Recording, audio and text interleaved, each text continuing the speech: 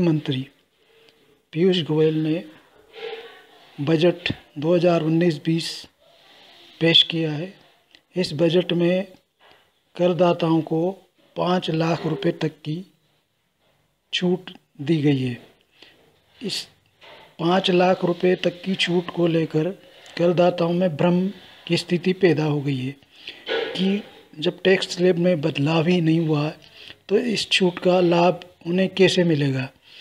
इस संशय को दूर करने के लिए हमने हमारे टैक्स एक्सपर्ट एवं चार्टर्ड अकाउंटेंट श्री मिलन विजयवर्गीय से बात की।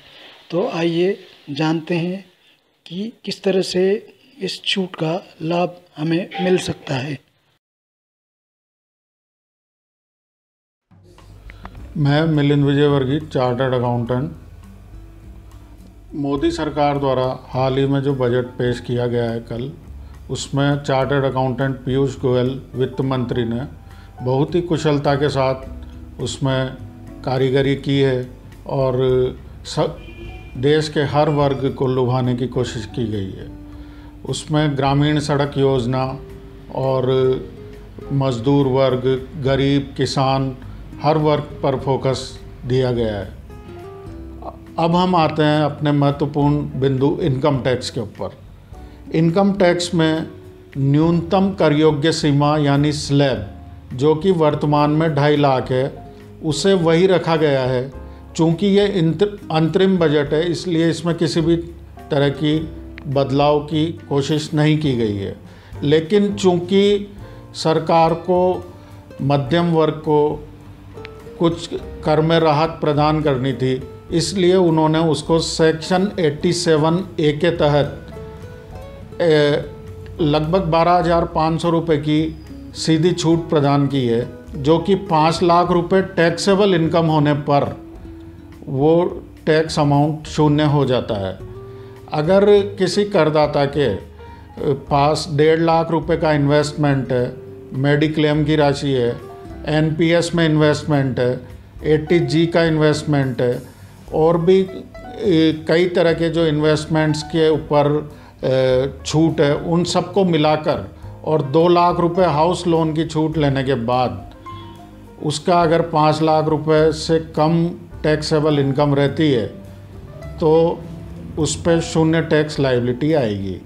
तो लगभग अगर 10 लाख रुपए तक भी इनकम होती है ग्रॉस, और सैलरी क्लास के क्षेत्र में उनको 50,000 की स्टैंडर्ड डिडक्शन का भी प्रावधान है, तो लगभग 8 से 10 लाख रुपए सालाना इनकम अगर इन्वेस्टमेंट है तो उस केस में 5 लाख रुपए टैक्सेबल इनकम होने पे शून्य टैक्स लायबिलिटी होगी। यहाँ पे मैं पुनः उल्लेख करना चाहूँगा कि आयकर स्लैब वही है, 2.5 लाख रुपए तक ही बेसिक एग्जेम्पशन लिमिट है। केवल टैक्स अमाउंट में 87A के तहत छूट प्रदान की गई है। जैसे ही टैक्सेबल इनकम किसी करदाता की 5 लाख रुपए से बढ़ जाती है तो उस केस में उसको पूरे स्लैब के अनुसार टैक्स लगेगा, जो कि 2.5 लाख रुपए से ही स्टार्ट होगा। तो यहाँ पर यह महत्वपूर्ण बिंदु है कि सरकार ने केवल 5 लाख रुपए तक के करदाताओं को ही यह राहत प्रदान की है। दूसरा, इनकम टैक्स में सेल्फ ऑक्यूपाइड हाउस प्रॉपर्टी पे पहले अगर किसी व्यक्ति के पास 2 सेल्फ ऑक्यूपाइड मकान हुआ करते थे तो उस केस में एक पे तो वो नील टैक्स लगता था और दूसरे में नॉशनल टैक्स लगा करता था, नॉशनल रेंट लेके।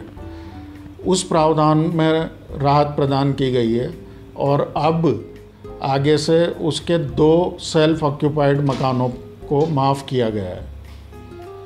अगर किसी सौदे में 2 करोड़ रुपए का कैपिटल गेन होता है तो उस कैपिटल गेन को उसे इन्वेस्ट करने के लिए सेक्शन 54 में किसी एक रिहायशी मकान में इन्वेस्ट करने पर छूट मिलती थी। उस छूट को भी बढ़ाया गया है और अब 2 मकान में इन्वेस्ट करने का प्रावधान किया गया है, जिससे करदाताओं को राहत मिलेगी। टीडीएस में ये राहत प्रदान की गई है कि जो करदाता अपना एफडी रखते हैं उनकी एफडी पे पहले 10,000 रुपये सालाना ब्याज होने के ऊपर बैंक 10% TDS काटता था। अब उसको बढ़ाकर 40,000 रुपये कर दिया गया है, जिससे काफ़ी करदाताओं को राहत मिलेगी और उनका अनावश्यक रूप से TDS नहीं कटेगा। इसके अलावा किराए की इनकम होने पर पहले 1,80,000 रुपये के किराए के ऊपर TDS कटता था, अब उसको बढ़ाकर 2,40,000 की सीमा कर दी गई है। यह भी स्वागत योग्य कदम है। कुल मिलाकर यह अंतरिम बजट है, लेकिन इसमें पूर्ण बजट से भी अधिक महत्वपूर्ण घोषणाएं की गई है।